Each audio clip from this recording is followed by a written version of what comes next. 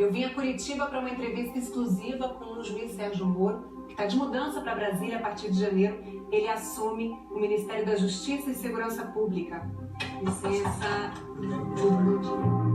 Sob elogios e críticas, o juiz Sérgio Moro aceitou o convite do presidente eleito Jair Bolsonaro. E eu queria saber o que foi decisivo, juiz, para esse sim. O grande motivador dessa aceitação do convite foi a oportunidade de ir a Brasília, numa posição de poder elevada do ministro da Justiça, e poder implementar com essa posição uma agenda anticorrupção e uma agenda anticrime organizado, que não se encontra ao alcance de um juiz em Curitiba, mas pode estar no alcance de um ministro em Brasília. O senhor conversou com familiares ou fez uma reflexão sozinho? Conversei com amigos, com pessoas experientes, conversei também com a minha família. Na verdade, dos amigos, os meus conselhos foram diferenciados. Alguns me recomendaram que não, outros me recomendaram que sim. Teve algum momento em que o senhor pensou em dizer não? Sim, isso foi tudo muito novo. Uma semana antes do segundo turno, dia 23 de outubro, eu fui procurado pelo futuro ministro da Economia, o senhor Paulo Guedes, com uma sondagem. Confesso que eu vi essa sondagem e fiquei tentado. Aguardei o encerramento das eleições e tudo foi decidido, na verdade, no dia 1º de novembro. Nesse dia, o juiz foi visitar o presidente eleito Jair Bolsonaro na casa dele, no Rio de Janeiro. Saiu de lá como futuro ministro. O que eu percebia nas pessoas comuns era um certo entusiasmo, um desejo que eu aceitasse esse convite. Então as pessoas me procuram, me cumprimentam. Para mim é um sinal de que há uma grande expectativa. E espero corresponder a essa expectativa. O ex-ministro do Supremo, Aires Brito, disse que essa mudança rápida do senhor da Justiça para o Executivo, ela comprometeria a separação e a independência dos poderes Executivo, Legislativo e Judiciário. O que o senhor tem a dizer sobre isso? Tenho grande respeito pelo ex-ministro Aires Brito. Eu acho que a avaliação dele nesse caso está equivocada. Existe essa fantasia, né, de que o ex-presidente Lula, que foi condenado por corrupção e lavagem de dinheiro, teria sido excluído arbitrariamente das eleições por conta do processo criminal. Mas o fato é que ele está condenado e preso porque ele cometeu um crime. Mas a defesa do ex-presidente Lula entrou com um novo pedido de habeas corpus pela liberdade dele e pela anulação da ação penal do caso do Triplex. E o principal argumento é de que houve irremediável perda da imparcialidade. O senhor em algum momento temeu colocar em risco todo o trabalho feito até agora ao aceitar o convite para o Ministério? Não, veja, essa questão pertence hoje às Cortes de Justiça, não mais a mim. Mas eu proferi a decisão em relação ao ex-presidente Lula em meados de 2017. Né? Então, assim, eu nem conhecia o presidente eleito Jair Bolsonaro. Eu sopesei, né, essas questões, também levei em conta, mas pelo que eu vejo nas pessoas comuns que eu encontro por aí, ninguém tem essa sombra de desconfiança. Na sexta-feira, depois dessa entrevista, o Conselho Nacional de Justiça solicitou que Sérgio Moro preste informações por suposta atividade político-partidária ao aceitar o convite para ser ministro. O juiz terá 15 dias para se manifestar. Eu estou indo para consolidar os avanços da Operação Lava Jato em Brasília. O senhor acha que o momento que a gente vive hoje, politicamente, é resultado desses 4 anos da Lava Jato? Em parte, nas eleições, havia um sentimento muito forte contra um sistema político que, apesar de todas essas revelações de casos de grande corrupção, praticamente nada fez. O atual senhor presidente eleito foi quem talvez melhor foi identificado pela população como alguém que modificaria esse status quo. Qualquer outro candidato que fosse identificado com essa causa anticorrupção teria boas chances, sem prejuízo das outras bandeiras do candidato. O senhor deu uma coletiva essa semana em que enumerou ali, listou uma série de medidas que pretende encaminhar ao Congresso ao longo do governo. O juiz defendeu que condenados por homicídios pelos tribunais do júri cumpram pena imediatamente, sem esperar o julgamento de recursos. Que seja proibida a progressão de pena e a saída temporária de presos que tenham vínculos com organizações criminosas. Que crimes graves demorem mais a prescrever. Que haja uma regulação mais clara para que policiais possam trabalhar disfarçados. Que seja ampliado o banco de dados genético para esclarecer crimes com exames de DNA. Que denunciantes anônimos sejam mais protegidos.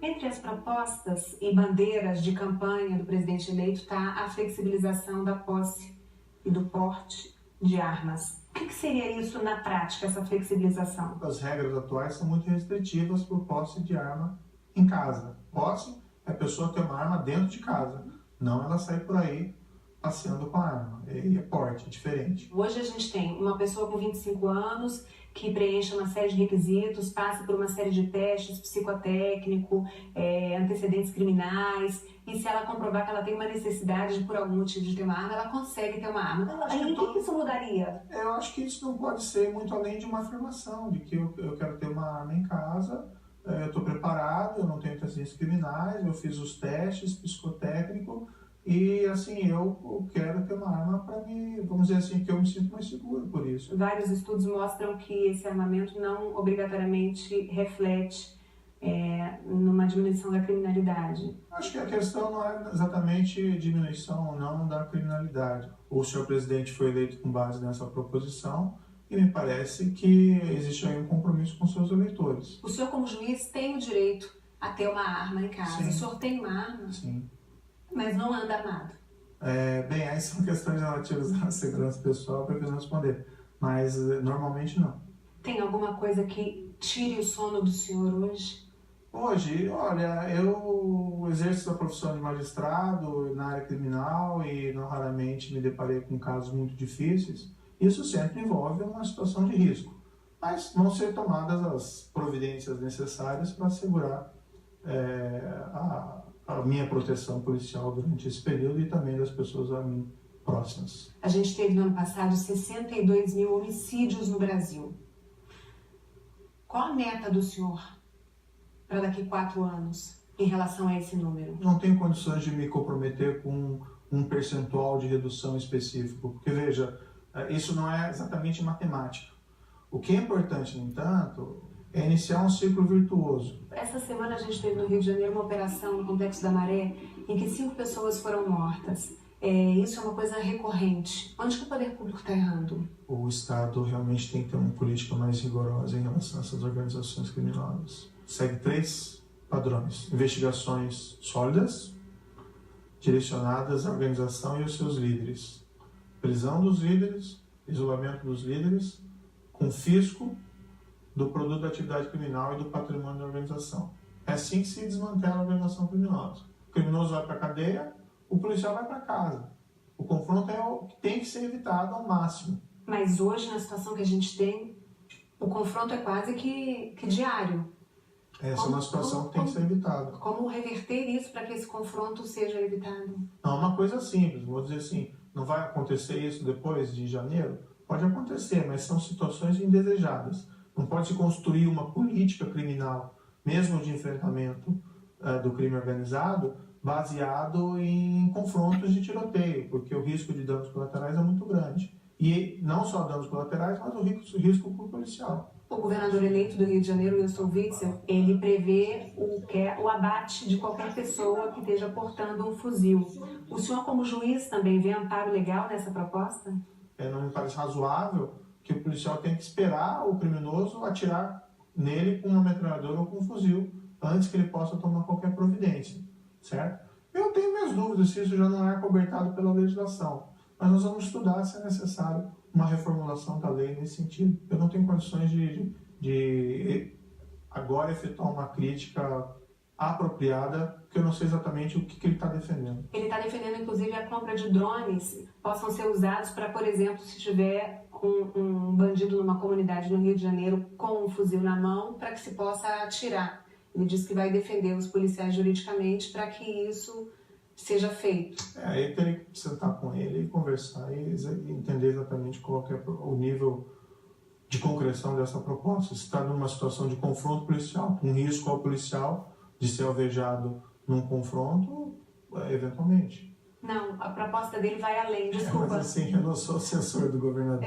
Não, é só para eu saber até que ponto. E assim, são declarações que ele deu em entrevistas e tal, isso tem que ser conversado com mais, como é que se diz, cautela e ponderação para saber em concreto exatamente o que se pretende. Maioridade penal, redução da maioridade penal, o senhor vê como única possibilidade a redução ou, por exemplo, um aumento da pena que hoje é só de 3 anos? Bem, não existe uma posição fechada do governo em relação a isso, isso é uma questão a ser discutida. Existe uma necessidade de proteger o adolescente, é uma pessoa em formação, é inegável, por isso se coloca a maioridade penal em 18 anos. Mas também, eu acho que é razoável essa afirmação, de que mesmo um adolescente entre 16 e 18 anos já tem a compreensão de que é errado matar. Não é isso que resolve o problema da criminalidade. Mas tem que se considerar a justiça individual. Pense lá numa família que um dos membros foi vítima de um homicídio praticado por um adolescente acima de 16 anos. Então as pessoas querem uma resposta do Estado institucional. E o sistema atual, que prevê sanções muito reduzidas para crimes dessa natureza de gravidade, é insatisfatório. O senhor fez uma defesa enfática das minorias, disse na coletiva que todos terão os direitos garantidos pela lei. O presidente eleito disse que ia botar um ponto final, acabar com qualquer tipo de ativismo. Vamos botar um ponto final em todo o ativismo do Brasil. Muita gente se sente ameaçada. Quais as garantias o senhor pode dar para a comunidade LGBT, para negros, mulheres, de que os direitos não serão retirados, de que essas pessoas não serão atacadas? Eu acompanhei todo o processo eleitoral e eu nunca vi, da parte do senhor presidente eleito, uma proposta de cunho discriminatório em relação a essas minorias. E eu não imagino, de qualquer forma, que essas minorias estejam ameaçadas. O fato da pessoa ser heterossexual, homossexual, branco, negro, asiático, isso é absolutamente indiferente e nada vai mudar. Eu tenho grandes amigos que são homossexuais, algumas das melhores pessoas que eu conheço são homossexuais e não existe nenhuma perspectiva de nada que seja discriminatório a essas minorias. O governo tem que ter uma postura rigorosa contra crimes em geral, mas também em relação a crimes de ódio. Eu não poderia ingressar em qualquer governo se houvesse alguma sombra de suspeita que haveria alguma política dessa espécie. Outra questão de honra para o futuro ministro é o combate à corrupção. Se um ministro vier a se envolver em alguma denúncia de corrupção, ele será afastado. O senhor defende o que nesse caso? Se a denúncia for consistente, sim. Mas qual é o critério jurídico para a gente definir uma denúncia como consistente ou não? Tem que ser avaliado. Eu acho que é uma falácia, muitas vezes, que o senhor viu no passado. Tem que esperar o trânsito em julgado. O que o senhor defende? Se virar réu?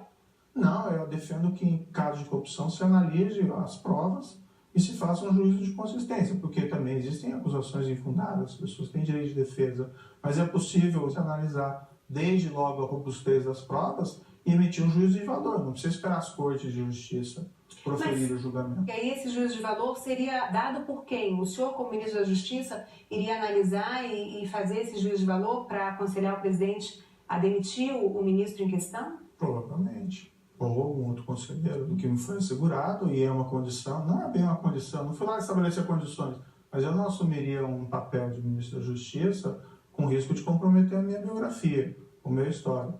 E isso foi objeto de discussão e afirmação do senhor presidente eleito, que ninguém seria protegido, né, se surgissem casos de corrupção dentro do governo. Esta semana, em entrevista coletiva, o juiz saiu em defesa do futuro chefe da Casa Civil do governo Bolsonaro, deputado Onyx Lorenzoni. Ele admitiu no ano passado ter recebido R$100 mil por Caixa 2 para a campanha eleitoral. Ele afirma que já doou metade do valor para a Santa Casa de Misericórdia de Porto Alegre e que em breve doará a outra metade. Sérgio Moro disse que o deputado já pediu desculpas e que atuou a favor da aprovação de medidas anticorrupção no Congresso. Em 2017, o senhor disse que políticos não têm interesse em combater a corrupção. Como é que o senhor pretende fazer essa negociação com políticos que por muitas vezes, vão estar sendo aí investigados ou sendo réus em processos justamente de corrupção? Eu fiz essa afirmação em um contexto muito respeitoso. Apesar de todas as revelações desses crimes de corrupção, não vi iniciativas significativas, com todo respeito, por parte do nosso Congresso Nacional. Agora existe um outro contexto. Em todo, principalmente início de governo, existe um frescor, uma abertura de diálogo ao Congresso. Daí vamos tentar negociar dentro daquele espírito republicano de fazer o que é melhor para o país do que fazer do que é melhor para as pessoas. Negociar. Nasce um político aí dentro? Alguns me criticaram por assumir esse cargo, afirmando que eu havia traído um compromisso que eu afirmei no passado numa entrevista do Estado de São Paulo, que jamais entraria para a política. Eu posso estar sendo ingênuo, mas eu estou sendo absolutamente sincero quando afirmo, na minha visão, eu estou assumindo um cargo para exercer uma função predominantemente técnica.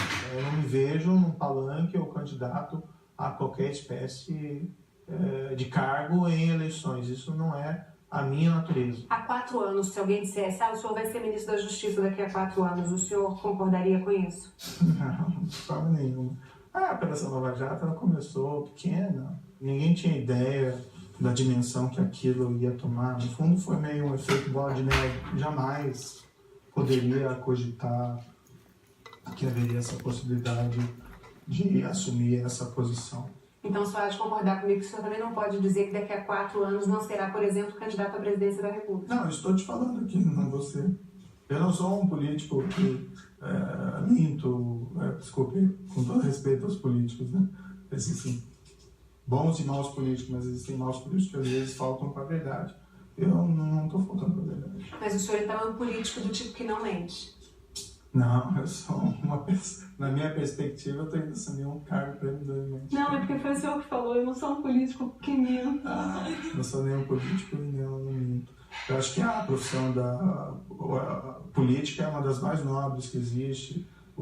Você receber a confiança da população, do voto. Às vezes essa confiança é traída, mas é uma das mais belas profissões. Não tem qualquer demérito nisso, é só uma questão mesmo de natureza e perfil. O senhor mais de uma vez já falou que vai estar subordinado à palavra final, que é do presidente eleito Jair Bolsonaro. Se chegar uma hora em que vocês divergirem em absoluto? Depende sobre o quê, né? Quem foi eleito foi o senhor presidente. E, eventualmente, se acontecer uma situação dessa, ele pode desejar me substituir por alguém que possa cumprir uma política que eventualmente eu discorde em absoluto. Eu vou assumir esse cargo em janeiro, não com a perspectiva de ser demitido, mas com a perspectiva de realizar um bom trabalho e ter uma convergência com o presidente eleito. Mas se tudo der errado, eu deixo daí também o cargo ministerial e certamente vou ter que procurar me reinventar no setor privado, de alguma forma. E o Supremo? Às vezes até um pouco delicado ficar falando em Supremo quando não existem vagas. É uma perspectiva, uma possibilidade que se coloca no futuro. Quando surgir uma vaga, o meu nome pode ser cogitado, assim como o nome de várias outras pessoas. A gente está conversando aqui dentro do seu gabinete da Justiça, mas oficialmente o senhor está de férias. E tem recebido críticas porque já está trabalhando, atuando como futuro ministro. Há quem veja nisso, nessa situação, que ela fere o princípio da legalidade e da moralidade. O que o senhor tem a dizer sobre isso? Olha, eu já anunciei publicamente que eu vou pedir a exoneração. O que a Constituição proíbe é que um juiz, certo, assuma uma posição, um cargo no Executivo. Eu não estou assumindo nenhum cargo. Eu estou apenas, assim, colaborando para a formação de um futuro governo. Mas na prática o senhor já não está trabalhando como futuro ministro? Não, eu não estou praticando nenhum ato oficial. E eu tenho recebido, por conta dessas políticas que nós queremos implementar lá em Brasília, diversas ameaças. Vamos supor que daqui a alguns dias eu peço a exoneração, daqui a alguns dias acontece alguma coisa comigo, um atentado. Eu tudo bem, morro lá, faz parte da profissão, não gostaria, né, evidentemente. Mas a minha família fica desamparada.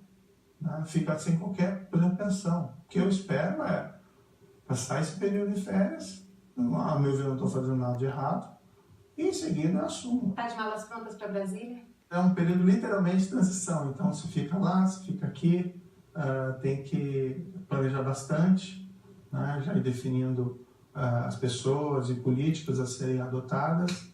Então, esse vai ser um período de intenso deslocamento. O senhor tem aqui nesse gabinete onde o senhor passou os últimos 4 anos trabalhando na Operação Lava Jato, livros, presentes, vai levar tudo isso para Brasília? Boa pergunta, ainda não decidi, mas vai ser de fato um problema e certamente eu vou sentir muita saudade desse dia. Obrigada, sucesso. O presidente eleito Jair Bolsonaro passou o domingo no Rio sem compromissos oficiais.